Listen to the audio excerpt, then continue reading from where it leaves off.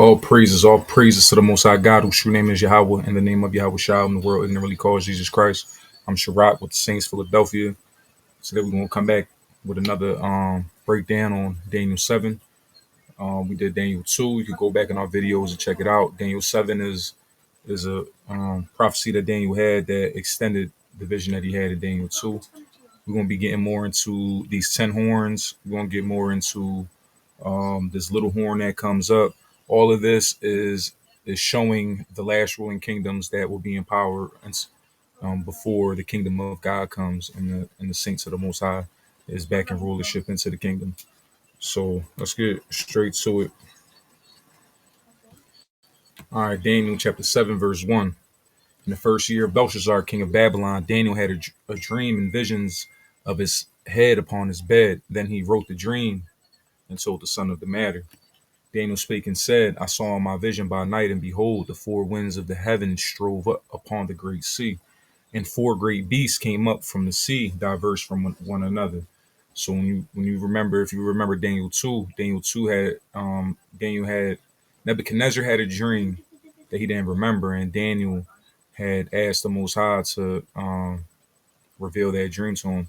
And this was a statue that had a head of gold, a chest of silver, waist of bronze, and legs of iron. And then it had clay and iron feet, partly strong, partly weak.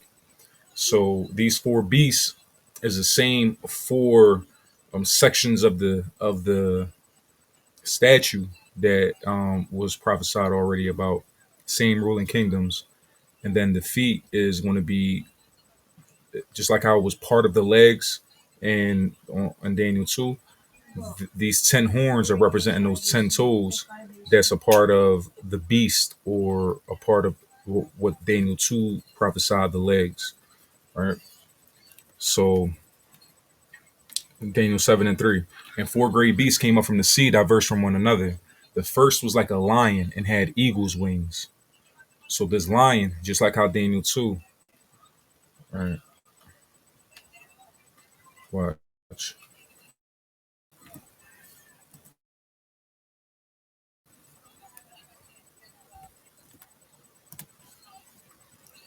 Um, let's just prove it again.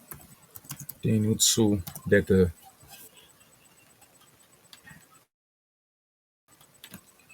head was Nebuchadnezzar in Babylon. So it says the king's dream. Thou, O king, sawest a bold and great image, the great image whose brightness was excellent stood before thee, and the form thereof was terrible. The image's head was of fine gold, his breasts and his arms of silver, his belly and his thighs of brass, his legs of iron, his feet part of iron and part clay, right? And then he saw a stone that was cut out with hands. So let me see if I got it here.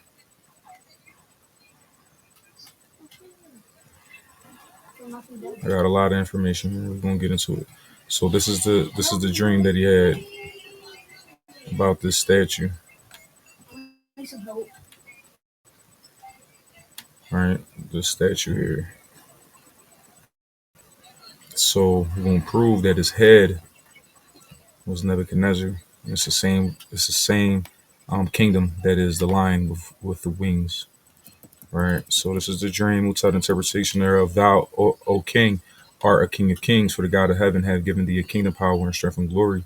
And whereas the children of men dwell, the beasts of the field and fowls of the heaven given into thy hand, he hath made thee ruler over them all.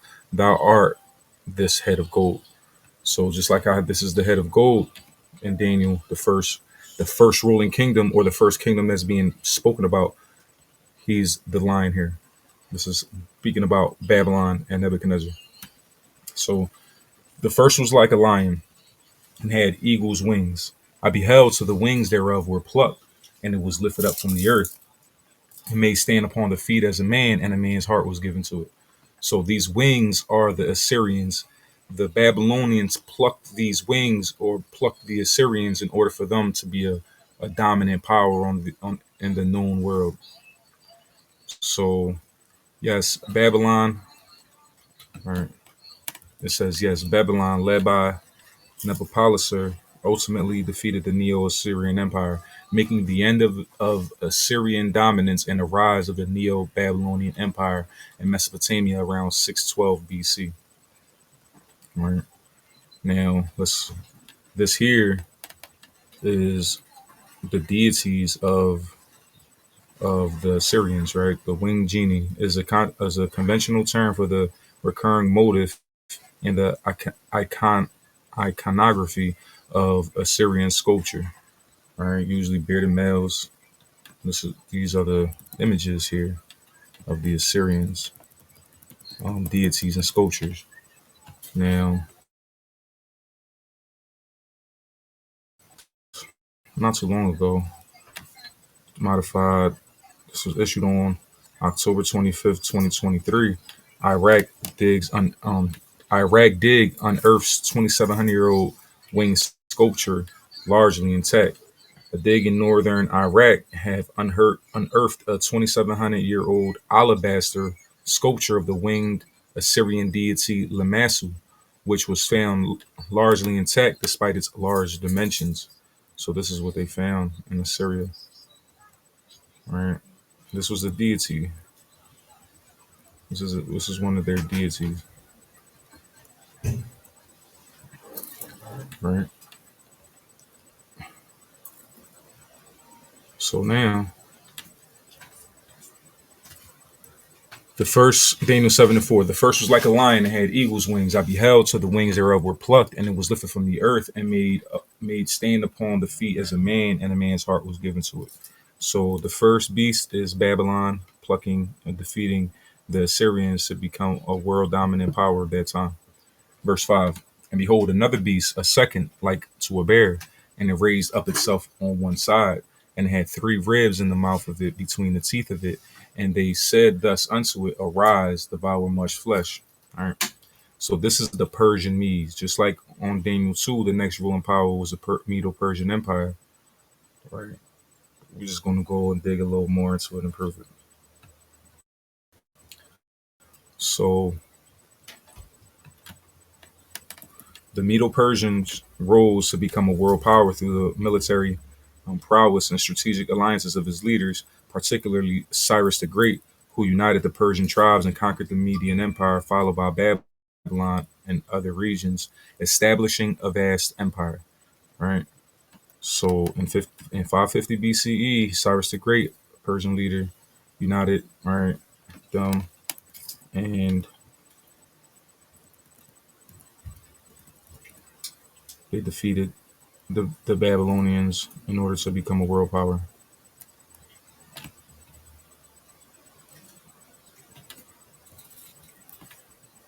Now let's read it.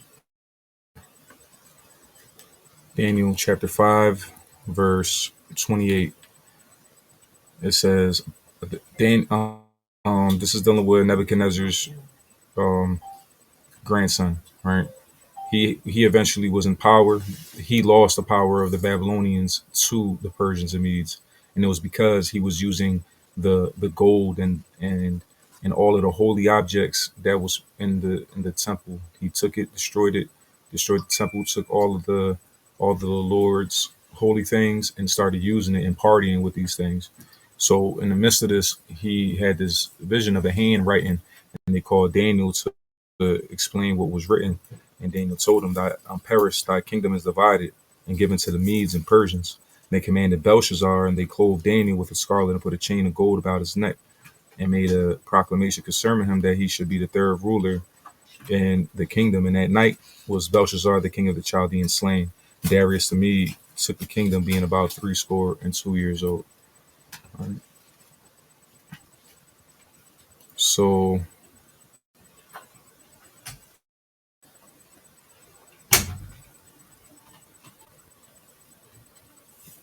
all right,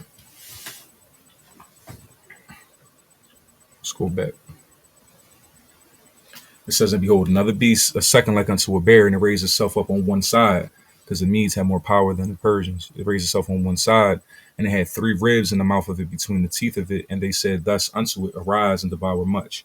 So how how the Persians and Medes became in power. They defeated the Babylonians, the Lydians, and they defeated the Egyptians. So we're going to prove that.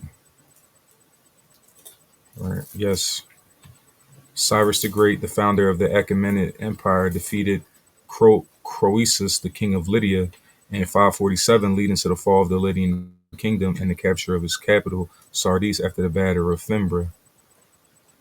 So we see the Persians, these two kingdoms became one kingdom.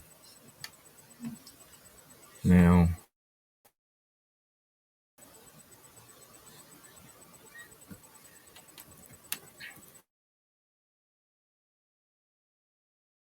now we're going to show them defeating the Egyptians.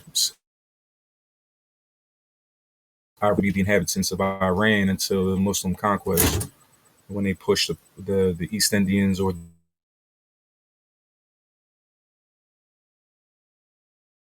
the Elamite to India, and the Muhammad during the Muhammad and his caliphs took Iran. But before that, these Persians used to occupy that land. So ancient Iranian dynasty, whose kings founded and ruled the Achaemenid dynasty,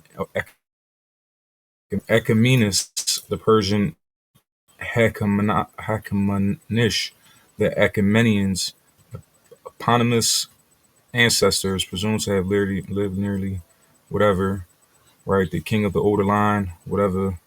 So I'm gonna show you.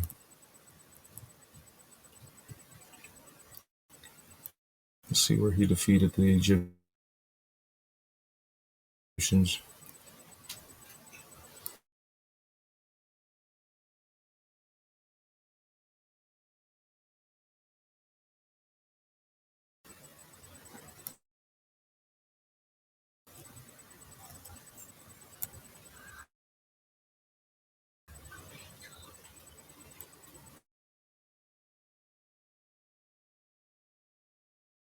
I have everything up.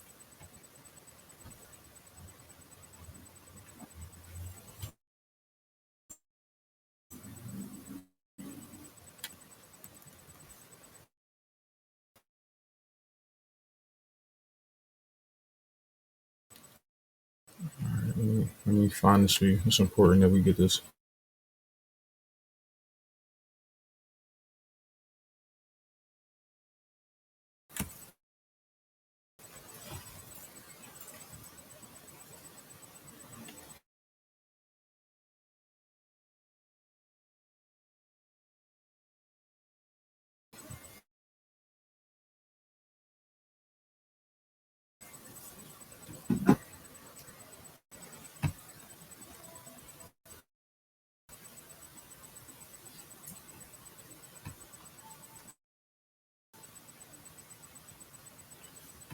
All right.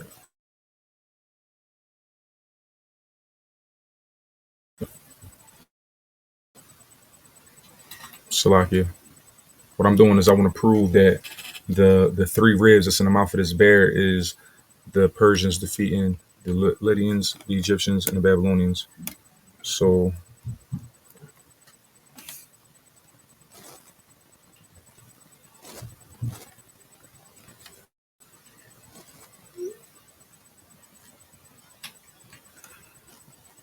all right, Cambyses,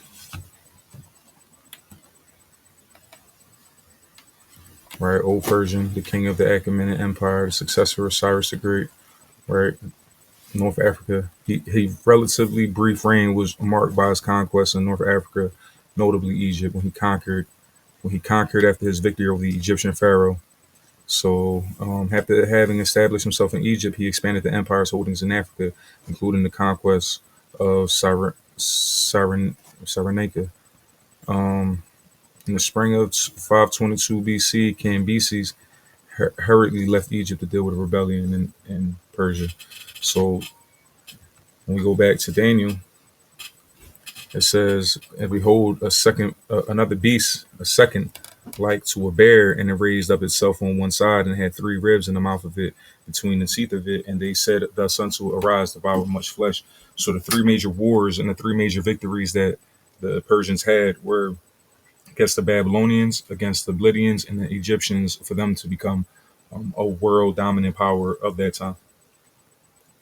So let me see. Verse.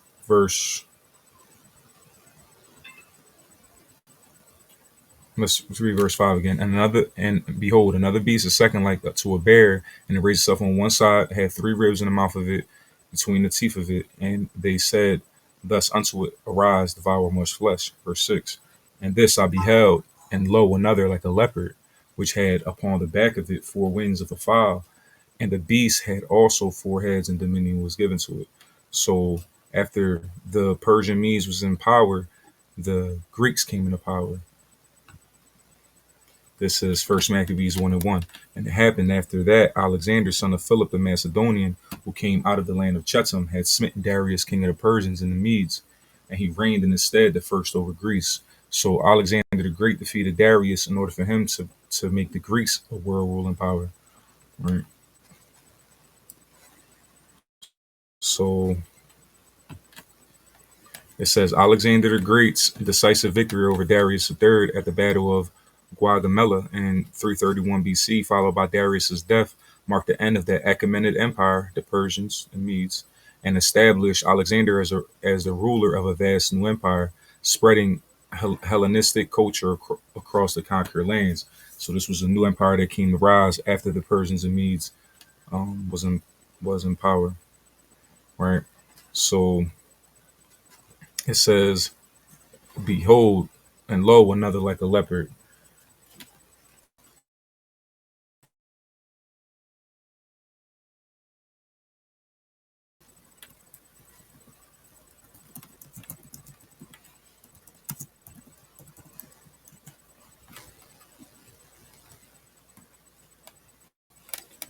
All right, so Alexander the Great was known for wearing leopard skin, right?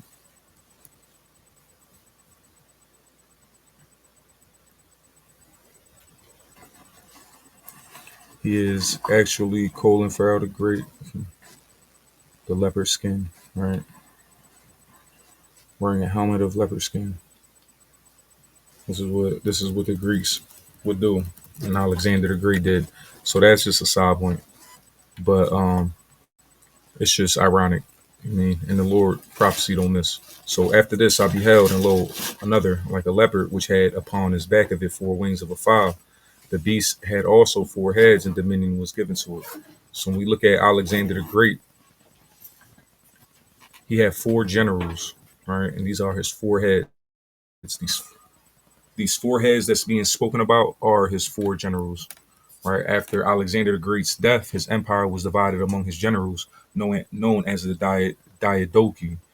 The most prominent were Ptolemy, Seleucus, Lysimachus, and Cassander, who each established dynasties and ruled vast territories in the Hellenistic world.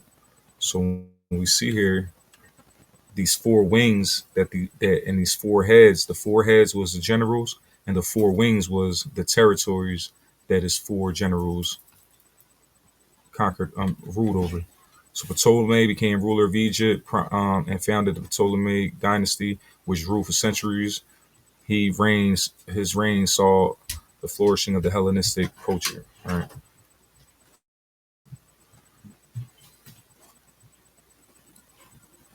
I don't know how accurate this is, but I'm gonna use it as an example anyway.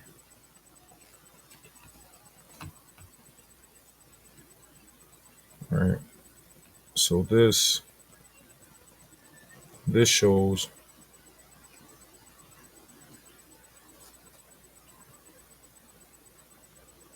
the divisions.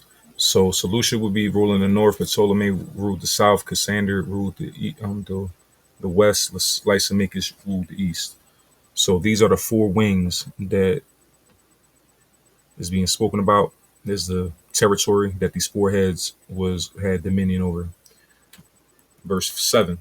After, let me see something. Let me see if that's all I had on that. Right.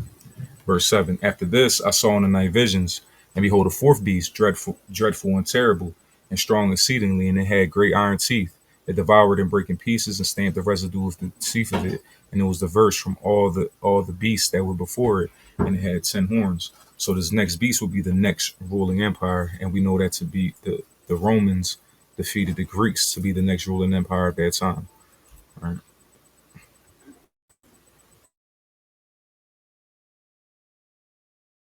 So this is First Maccabees chapter 8, G and C. It says, when the Greeks made plans to attack and destroy them, the Romans learned of the Greeks, took their wives and children captive, plundered their possessions, occupied their land, tore down their fortresses, and made them slaves as they are today. They also destroyed or made slaves of other kingdoms, the islands, and everyone who had ever fought against them. Right. It says verse 7, and after this I saw in the night visions, behold, a fourth beast, dreadful and terrible, strong exceedingly, had great iron teeth. It devoured and broke in pieces and stamped the residue of it with the feet of it. It was diverse. Mhm. So it enslaved everybody, these Romans. Right. So the Roman Republic's conquest of Greece, culminating in the Battle of Corinth in 146 BC, solidified Rome's rise to world power, marking the end of the Greek independence and the beginning of Roman dominance in the Mediterranean. So we see them having wars with the Macedonians, and taking over their territory. The Greeks had power over the whole known world. When the Romans defeated them, they took that power from them and made it their own. Right,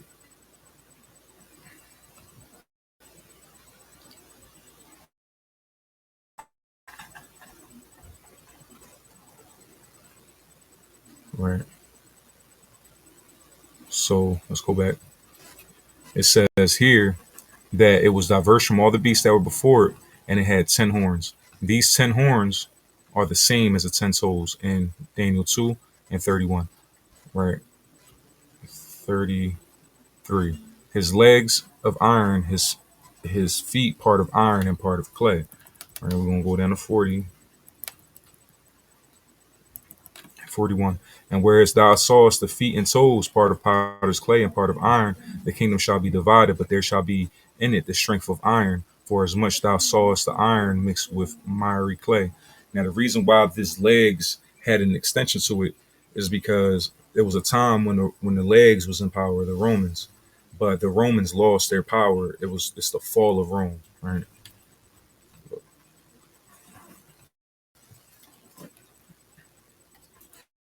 The fall of the Roman Empire, also called the fall of the Western Roman Empire, also called the fall of the Empire or the fall of Rome, right? Was a loss of central political power in the Western Roman Empire. So this is what you call the Dark Ages. This was the fall of Empire, the Dark Ages, or the Middle Ages. So from the time that of the Roman Empire until the Renaissance, right?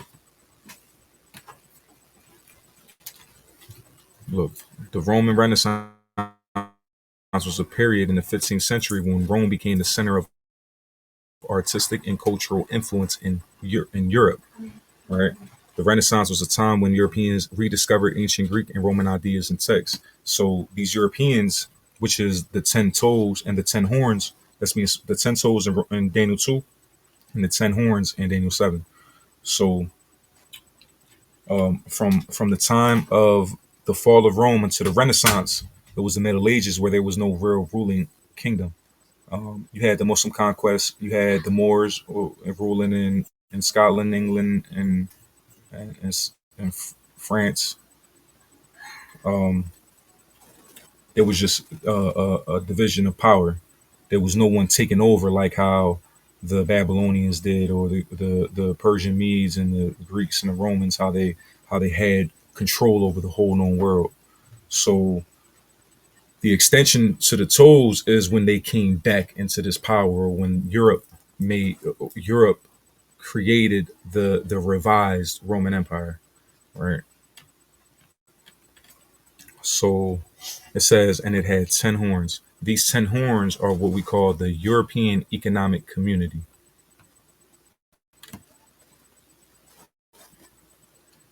All right. So look, let me just do this a little faster. The European Economic Community. So we're gonna go down to the members of the European Economic Community. Right. The six states that founded the EEC and the other two communities were known as the Inner Six. The Outer Seven were those countries who formed the European Free Trade Association.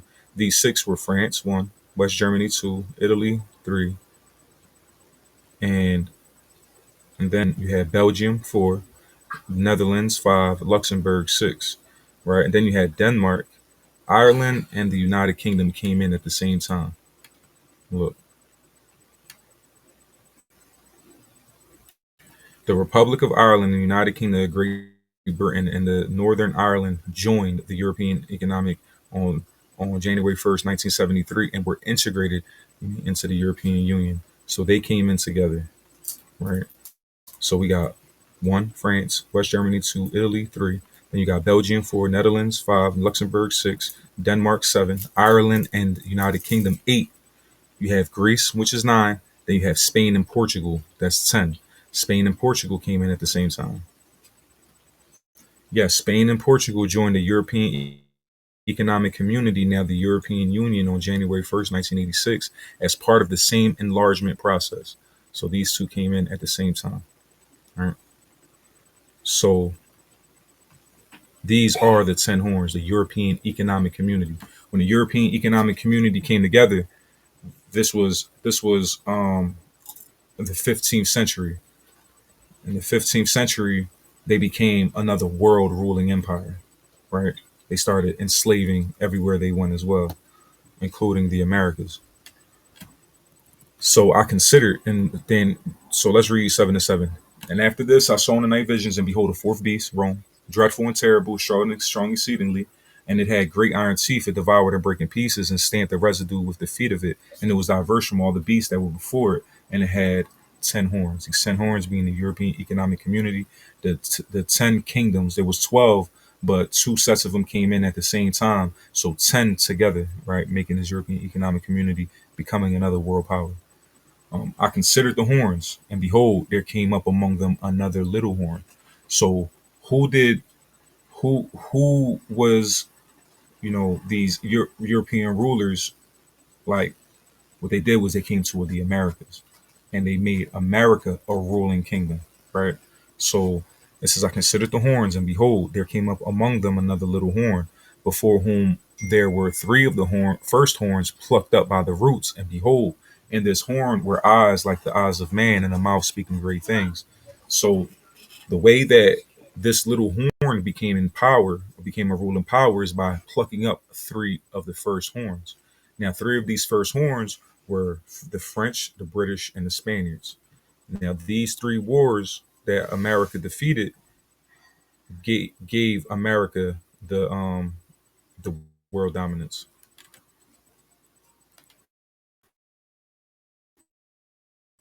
United States' path to becoming a world power involved defeating Great Britain in the American Revolutionary War with the help of France and Spain, and later the Spanish-American War, which ended Spain's colonial empire in the Western Hemisphere. That's when this little horn became a kingdom of its own, and then when it became this kingdom of its own, it became a world ruling empire. So the French Indian War, right, 1754 to 1763, was a conflict between Great Britain and France over control of North America. It was part of a larger global war known as the Seven Years' War, right? The American Revolutionary War. The American Revolutionary War, also known as the Revolutionary War, American War of Independence, was an armed conflict that compromised the final 8 years of the broader American Revolution, in which American patriot forces, organized as the Continental Army and commanded by George Washington, defeated the British Army. So we have the French, right, being plucked up. We got the British being plucked up. Then the Spanish American War was a brief but impactful conflict between the United States and Spain, resulting in the U.S. gaining control over several Spanish territories and solidifying its position as a global power. So the way that America became a global power and solidified it was first defeating the French, the British, and then the Spaniards. And this is how they became this world power. All right. So um,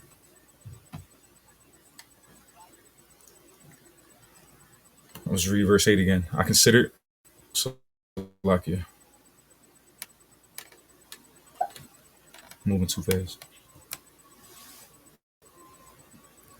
All right, verse 8. It says, I considered the horns, and behold, so these horns, these 10 horns, the European Economic Community, including France, Britain, and Spain, and behold, there came up among them another little horn, America, before whom there were three of the first horns plucked up by the roots, plucked up the French, plucked up the British, and then plucked up the Spaniards. And behold, in this horn were eyes of were in this horn were eyes like the eyes of man, and a mouth speaking great things. And we know that America's motto and the destruction of America, Lord willing, is going to come with this MAGA, make America great again. And this is how America speaks, right? Verse 9. The Ancient of Days reigns, right? So it says, I beheld till the thrones were cast down, and the Ancient of Days did sit, whose garment was white as snow, and the hair of his head like the pure wool. And we know that Christ, who the world calls Christ, his hair was white as wool because he came in the image of his Father. His throne was like a fiery flame, and his wheels is a burning fire. These kingdoms, right, were cast down, right? A fiery stream issued and came forth from before him.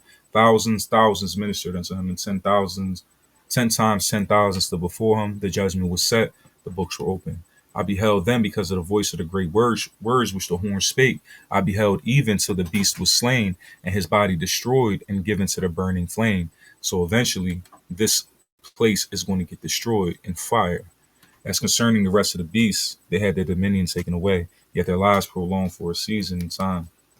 Verse 13. I saw in the night visions, and behold, one like the Son of Man came with the clouds of heaven, and came to the Ancient of Days, and they brought him near before him. And there was given him dominion and glory and a kingdom that all people, nations, and languages should serve him. His dominion is an everlasting dominion which shall not pass away, and his kingdom that which shall not be destroyed. So these are the last ruling kingdoms that's going to be in power before the kingdom of heaven is set. Before, after this little horn ruling is when the Son of Man, or Christ, who we know as Yahweh Shai, comes back and rules in this kingdom. Right? And the saints is going to take it and rule with him and have the first dominion. So verse 15. Danny was grieved in my spirit in the midst of my body. Let me see something if I'm not forgetting anything. All right. It says, I, Daniel, was grieved in my spirit in the midst of my body, and the visions of my head troubled me. I came near unto one of them that stood by, and asked him the truth of all this. So he told me and made me know the interpretation of these things, of the things. These great beasts, which are four kings, which shall arise out of the earth. Same thing as a statue. But the saints of the Most High shall take the kingdom and possess the kingdom forever, even forever and ever. Now, this is how we know that the people who are in the land today, claiming to be the true people of God, they can't be it because the Jewish, they were given the land in 1940 by the British with the 1948 Balfour Declaration. But here it's telling us the way that the saints, or those who made a covenant with the Lord by sacrifice, the way that they're going to take the kingdom, the way they're going to get it is by taking it, right? And we're going to possess it forever and ever. And we see that them having conflict over there, this can't be the fulfillment of the true prophecy of the Israelites coming back out of these ruling kingdoms back into the land. Verse 19. Then I will know the truth of the fourth beast, which was diverse from all the others, even exceeding dreadful, whose teeth were of iron and nails of brass, which devoured and brake in pieces, and stamped the residue with his feet. And of the 10 horns which were in his head, and of the other which came up, and before whom 3 fell, even of that horn that had eyes, and a mouth that spake very great things, whose look was more stout than his fellows, I beheld, and the same horn made war with the saints and prevailed against them. So what happened when these European communities, these 10 horns and this little horn came together, right? How did they make war with the saints? In 1942, following Christopher Columbus's arrival in 1942, European colonization led to the widespread enslavement of Native Americans across the Americas, with estimates suggesting between 2 and 5 million indigenous people were enslaved over the next few centuries, right? So this was the Northern Kingdom. This is the Northern Kingdom of Israel, the so-called Hispanics and Native Indians of the Western Hemisphere. And in 1619, the first enslaved Africans arrived in the British colony of Virginia at what is now Fort Monroe, marking the beginning of slavery in what would become the United States. So, like the beginning of slavery didn't happen in 1619, but like the way that the Native Indians, like they took the land, like they, it's, this is just to show how they try to cover up a lot of history. But this little horn made war with the saints by rape, by destroying you so-called blacks, Hispanics, and Native Indians, which are the 12 tribes, which is prophecy that we would all have to be in this land together.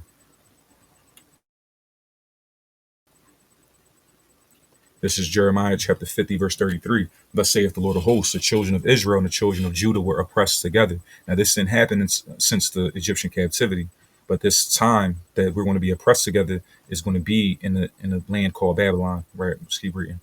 Verse 33. Thus saith the Lord of hosts, the children of Israel and the children of Judah were oppressed together, and all that took them fast, captives held them fast. They refused to let them go. Their Redeemer is strong. The Lord of hosts is his name. He shall thoroughly plead their cause, and he may give rest to the land and disquiet the inhabitants of Babylon. Now, the northern and the southern kingdom wasn't together in ancient Babylon.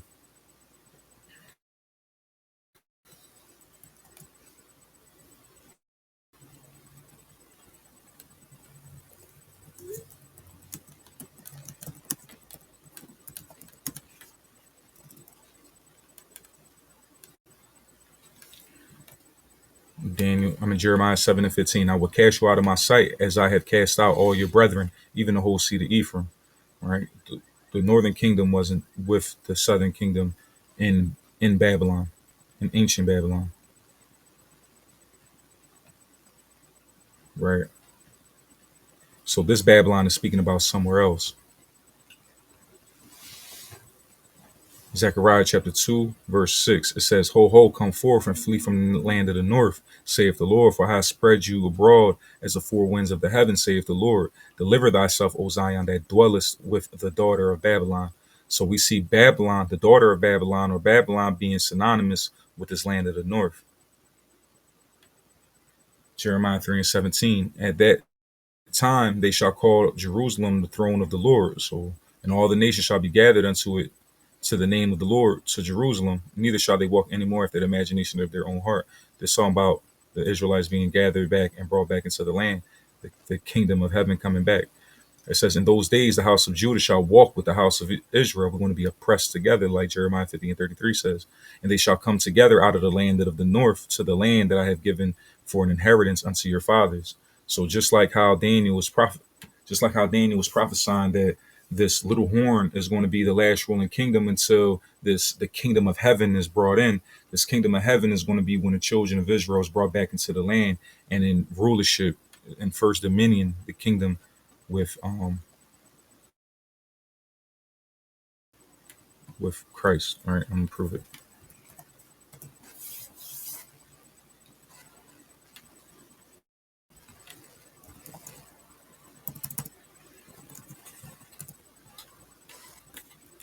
Micah 4 and 8. It says,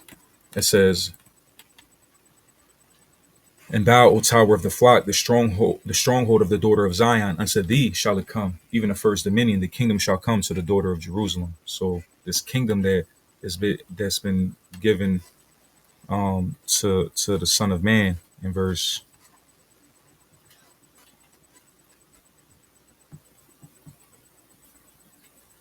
13, it says, I saw in the night visions, and behold, one like the Son of Man came with the clouds of heaven and came to the Ancient of Days, and they brought him near before him. And it was given him dominion and glory and a kingdom, that all people, nations, and tongue and languages should serve him. His dominion is an everlasting dominion which shall not pass away, and his kingdom that which shall not be destroyed. Also, we see that um,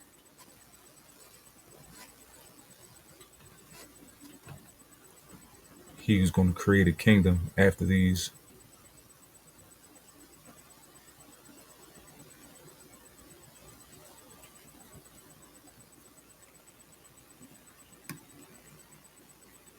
right? But we see that, right? And this kingdom is going to be given to the children of Israel, but they have to come out of the land of the north, have to be oppressed together, right? And this is how they made war with the saints. So, verse 21, I beheld, and the same horn made war with the saints and prevailed against them until the ancient of days came and judgment was given to the saints of the Most High. And the time came that the saints possessed the kingdom, right? It's like Michael 4 says. So let me see. It says, now this son of man is the same as this rock. Look.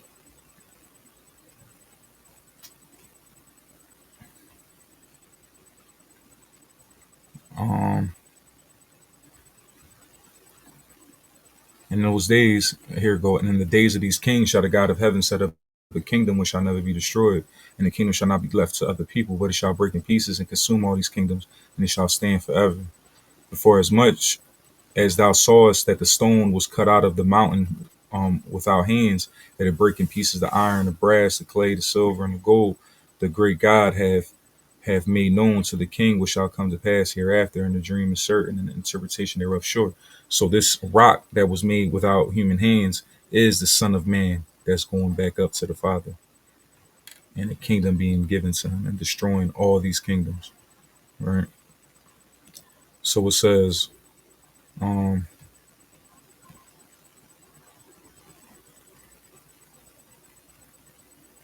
so let's keep going. It says, until the Ancient of Days came, verse 22, Daniel 7, verse 22. To the Ancient of Days came, and judgment was given to the saints of the Most High, and the time came that the saints possessed the kingdom. Thus he said, the fourth beast shall be the fourth kingdom upon the earth, which shall be diverse from all kingdoms, and shall devour the whole earth, and it shall tread it down and break it in pieces. And the 10 horns out of this kingdom are 10 kings that shall arise, the European Economic Community, and another shall rise after them, America. And he shall be diverse from the first, and he shall subdue 3 kings. The America subdued France, Britain, and Spain.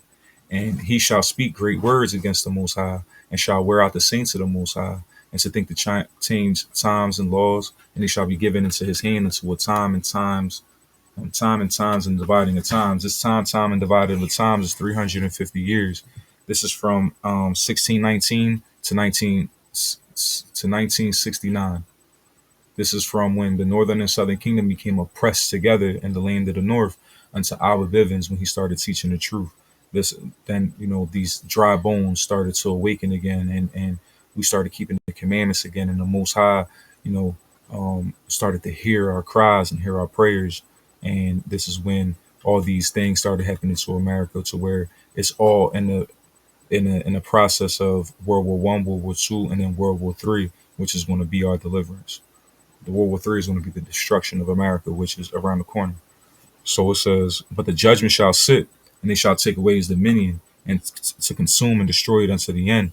And the kingdom and dominion and the greatness of the kingdom under the whole heaven shall be given to the people of the saints of the Most High, whose kingdom is an everlasting kingdom, and all dominion shall serve and obey him. Here too is the end of the matter. As for me, Daniel, my cogitations much trouble me, and my countenance changed in me, but I kept the matter in my heart. So, the last ruling kingdoms of this earth was Babylon, Persian, Medes, Greeks, the Romans, the European Economic Community, which is the revised Roman Empire, and this little horn being America, which is the last ruling kingdom until the kingdom of God comes, and you so-called blacks, Hispanics, and Native Indians go back home. So we almost there. I mean, if you look at the news, all these things is coming to pass, all these prophecies being fulfilled. Russia rising up against America, which is Ezekiel 38 proving, that Gog and Magog and all them, Meshach is all going, be hooked to come and rise up these armies to fight against it. This is all the doing of God. So it's all for you so-called blacks, Hispanics, and Native Indians to be fulfilled the promise that the Lord made with your fathers, with Abraham and your forefathers. So just stay diligent, keep pushing this work. Um, Occupy thyself in law and prophecy. Stay focused. You know what I mean? And those who try to save their life gonna lose it, but those who lose their life for my name's sake, the same shall be saved. Don't be scared. Go out there. The Lord got us. All right. So with that, I'm gonna say if you got any questions, hit the chat, hit the comments. I'm on the comments. I'm checking it. If it's any questions, Lord willing, I'll answer it. If I can't, if I don't have the answer, I'll do my best to get the answer for you. So with that, call I would die for how about Shema Washiaki Awashah Mawafla Ball.